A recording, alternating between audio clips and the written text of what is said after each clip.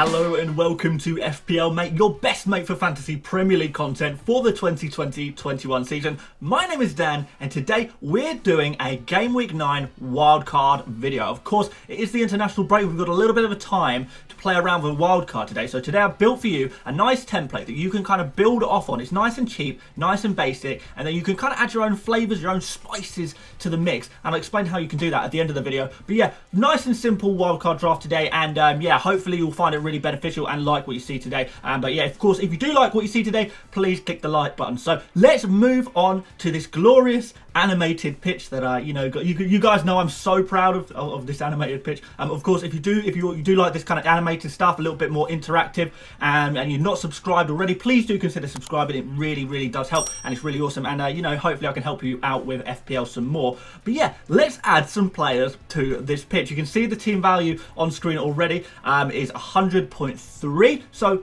I think most people will be able to afford this, and then after that, if you've got a little bit of extra money, we can add some players, but we'll talk about that in a little bit. So we'll start off in goal with McCarthy. Now, there's not a lot of options really when it comes to goalkeepers. Some goalkeepers are scoring randomly in some high matches, and then some goalkeepers you might expect to do a little bit better aren't.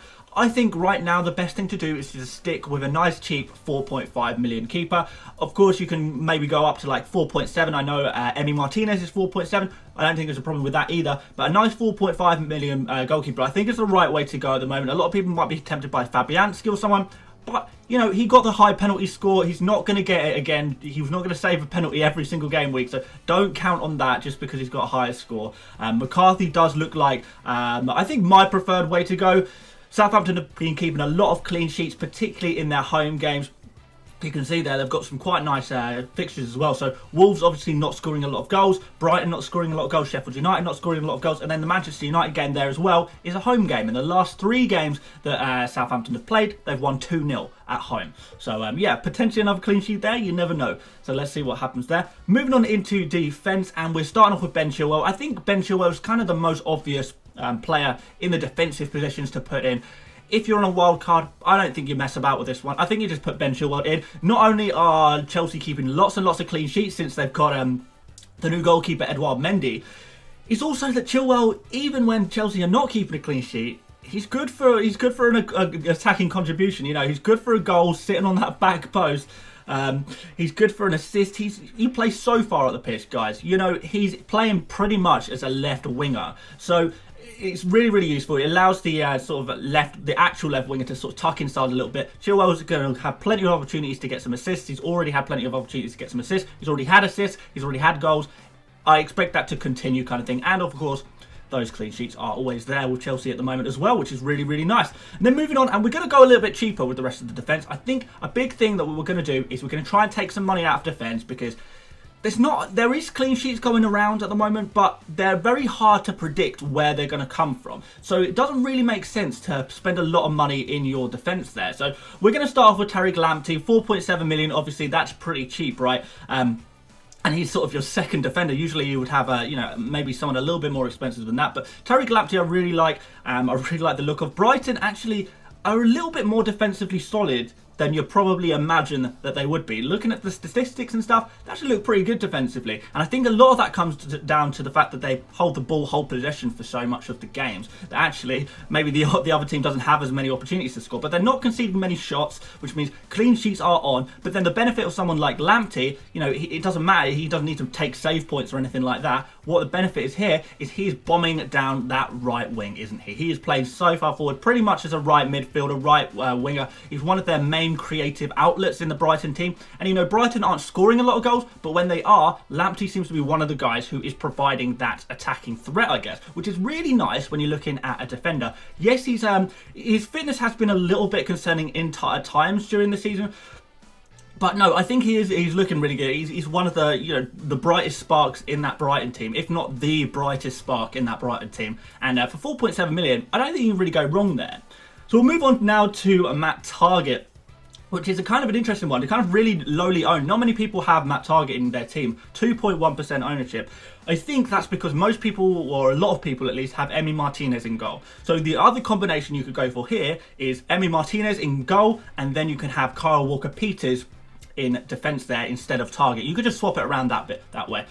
That combination is 0.2 million more expensive. I don't even know if that's necessarily better, because I was looking at, obviously, always looking at the stats, and target does look like he's providing a little more attacking threat than Kyle Walker-Peters at the moment. On top of that, if you look at Southampton's fixtures compared to Aston Villa's fixtures look like teams that you can really attack. Brighton, there might be a chance you can get a goal there. West Ham, you can maybe get some goals there. Newcastle, I think there are a couple of goals there, to be honest. And then Wolves, you don't know what you're going to get. Maybe they're kind of good defensively. But longer term as well, Aston Villa guys look pretty good.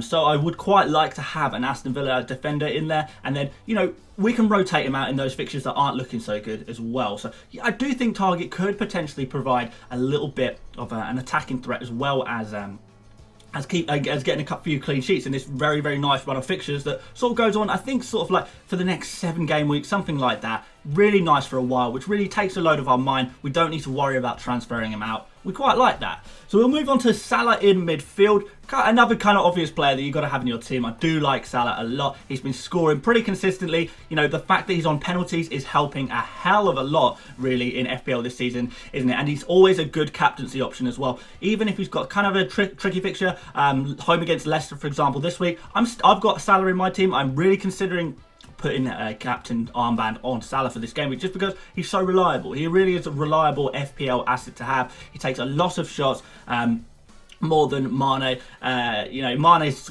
chances are usually a little more high quality. Maybe Mane is playing a little bit better. You could potentially go for him, but Salah has the penalties, and the penalties does seem to be a defining factor. When you're stuck between 2 players, one of them takes the penalty, you'll go for the player who takes the penalties. That's what I would usually suggest to you. And yeah, I think this is kind of going to relate to the next player I've got on this team as well, and that's Kevin De Bruyne.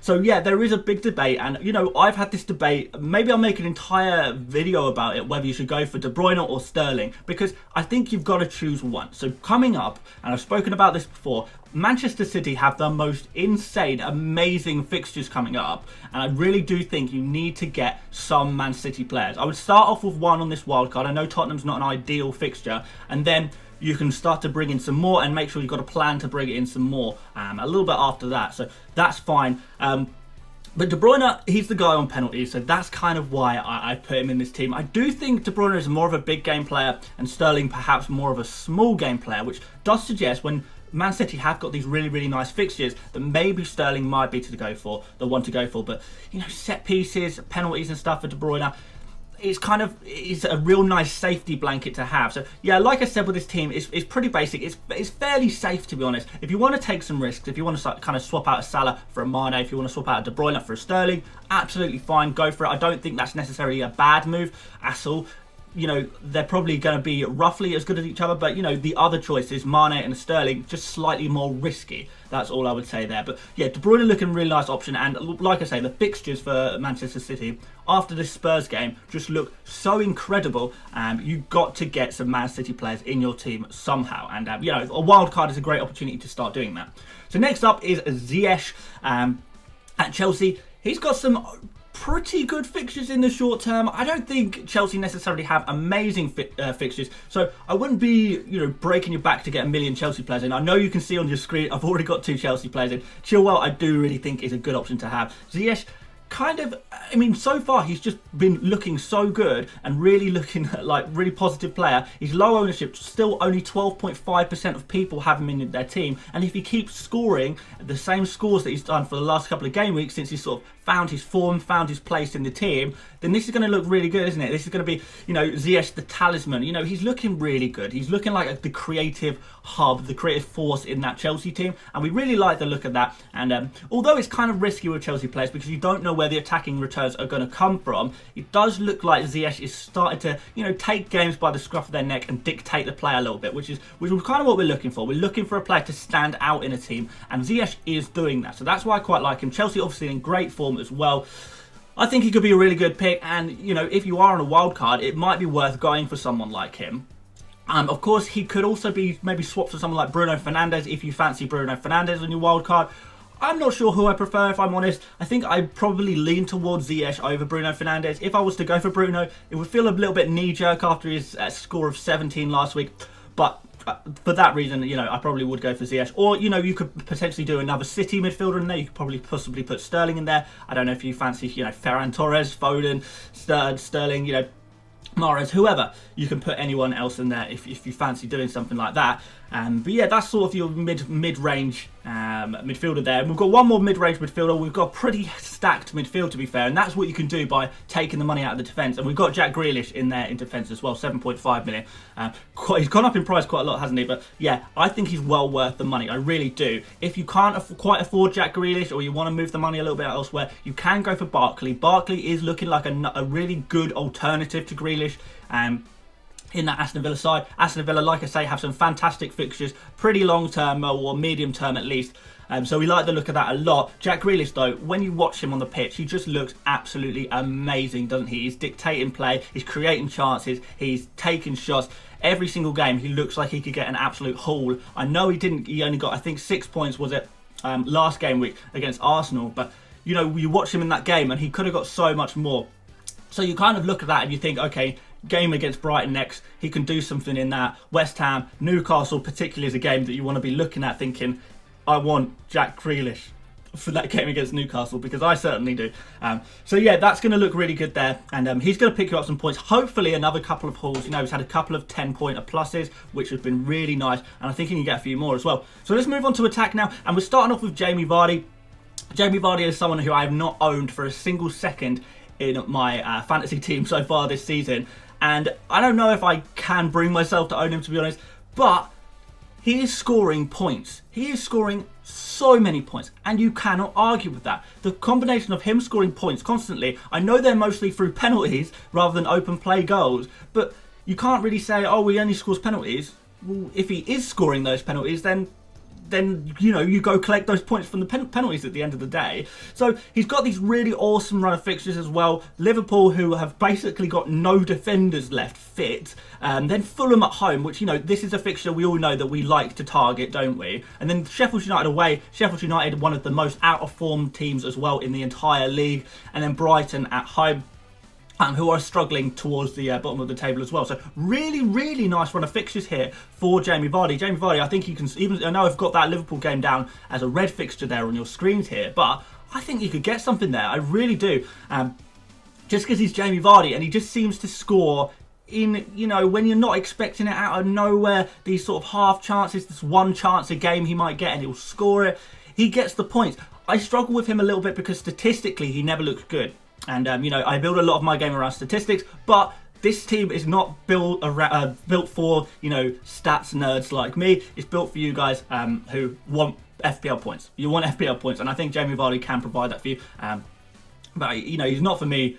But with this run of fixtures, he is for you. Don't worry about that. So let's move on to Dominic Calvert-Lewin. Mr. Consistency. I think he's only had one game week this whole season where he hasn't scored a goal, which is just madness, isn't it, really? He's in the form of his life. He's looking really good. And, like you can see here, the fixtures look really good. Fulham up next, then Leeds at home. Leeds kind of conceding a lot of goals recently. And then Burnley away. I think he could potentially get some goals at Burnley. It depends how Burnley's set up for the game, to be honest. And then Chelsea after that, which kind of not such a good fixture. You could maybe think about moving some Everton guys on after that game week. But, in the very short term, I would very much like to have Dominic Calvert-Lewin in my team, particularly these next two games, Fulham and Leeds. They look really nice, don't they? And I do think there's going to be goals in there for Dominic Calvert-Lewin, so let's see about that. Pretty much everyone in the whole of FPL has him. If you don't have him and he starts scoring a couple of goals, you're going to really regret it. You're going to find everyone will just jump above you because everyone else has him in their teams already.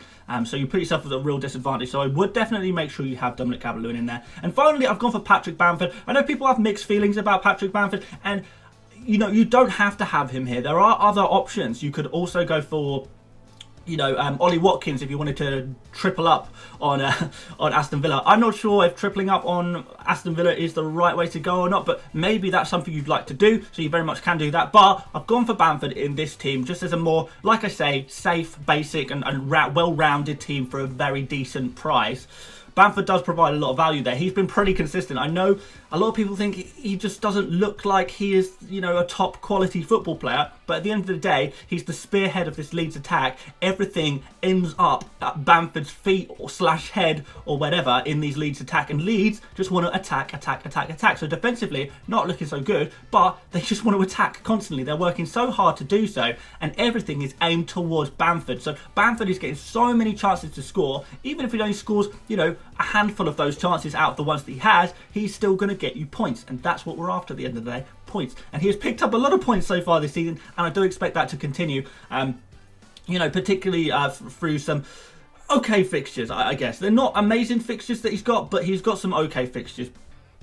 So yeah, let's go with Bamford for now. But then if you want to change your mind, you want to go for someone slightly different around the 6 million mark, maybe you like the look of, you know, Callum Wilson or someone at Newcastle, go for it. He's pretty exchangeable, isn't he? And then on the bench now, I've gone for Button as my first bench option.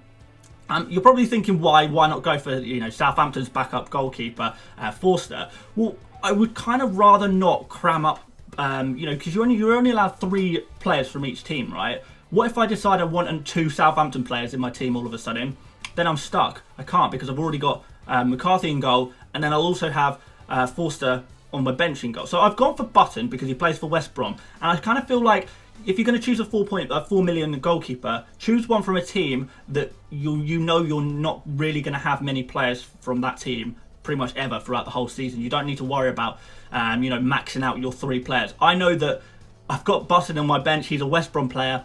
It's very unlikely that I will be needing to transfer out Button to allow myself to have an extra West Brom player kind of thing. So it's not really a worry there. So that's why I've gone for that. And then on the bench, number 1, I've got Ziyech. Obviously, really nice fixtures for West Ham, as I've sort of spoken about a lot already before. And yeah, I'm liking the look of him a lot. You know, he's providing a lot of, he's bombing into the box. You know, he's an aerial threat. He likes to get involved in those attacks and sort of make late runs, I guess, and just be in the box when the crosses come in and stuff, which is really nice to see. And he will get a couple of goals. I know he's not scored an amazing amount so far this season, but he did get his first goal, didn't he? A couple of days ago, and you know, I expect there might be a few more, and West Ham have really good fixtures. I've got Lewis on the bench here, Jamal Lewis, but I guess mainly because he looks like a really good price. Now, I don't rate Newcastle that much defensively, but they do have some okay fixtures coming up. I think they play Fulham and West Brom sort of in the next 5 game weeks, so Lewis could come in then into your main starting 11, but most of all, I'm looking at him just because of his amazing price. 4.3 million is really cheap for a defender that's going to be playing week in, week out kind of thing. And then third and finally, I've got Bernardo. Sort of just because he's 3.9 million, super cheap option. Out of the 3.9 million defenders, and there's only a few of them, Bernardo has got a point so far, which is more than any of the others can say. Also, there are kind of rumours circulating about him potentially making a January transfer at some point, so maybe he gets a January transfer to someone in the Premier League. I have seen those rumours flying about so far. He could get a Premier League move, and in which case he might get a bit of game time in the Premier League, which might be quite nice. But until then, he's just 3.9 million. He just sits on the bench. You don't worry about him, and he saves you money in your main team. But yeah, that is the team in its total, 100 million, 0.3, and like I said, it's kind of cheap, so you can upgrade here. There are plenty of opportunities to upgrade here. So, for example, you might want to upgrade Lewis to someone like Vladimir Coufal. I would probably definitely consider doing that because I would want a West Ham defender in here to rotate with Lamptey and Target. I think that's a good opportunity for you guys to do that. Like I said, you can upgrade Ziyech to maybe Bruno, maybe another Man City midfielder. And you can change about your strikers a little bit as well. You can upgrade your bench potentially. Potentially you don't want someone like Bernardo who's just going to sit on your bench non-stop. You want another a little bit more expensive defender that you can have there just in case. You might want to upgrade your first bench option. I probably wouldn't put too much more money on your bench, but I think if you do have the extra funds, you can afford to do it a little bit, you know, especially if you're planning on rotating players, particularly if you want to rotate defenders, which is probably what I would do sort of as a tactic if I were you, rotate those defenders a little bit. But overall, I think this is a really solid team. I think it's a really good starting point for you guys. If you just throw this, you've got your wildcard hit already, throw this into your, you know, where you build your wildcard team, and then start making some changes and start fiddling with this as the standpoint, I think you'll do really well. I really think this is a really good starting point for you guys, and yeah, I really hope that this is useful for you guys. So I will wrap up this video here. If you did enjoy what you saw today, please do like the video. If you are new around here, if you've not seen my videos before, please do consider subscribing. Loads of FPL stuff non-stop on this channel. It's what I do, it's what I love. Yeah, so plenty of stuff to come throughout this international break. But trust me, I've got loads of stuff to come. So yeah, look forward to that, guys. It's exciting stuff. Yeah, if you want to join my mini league, if you want to follow me on Twitter, Instagram, support me on Patreon maybe, all the links are in the description, so open up the description and go check them out. But aside from that, guys, I will see you on tomorrow's videos. So thank you for watching, and see you later, mates. Bye bye.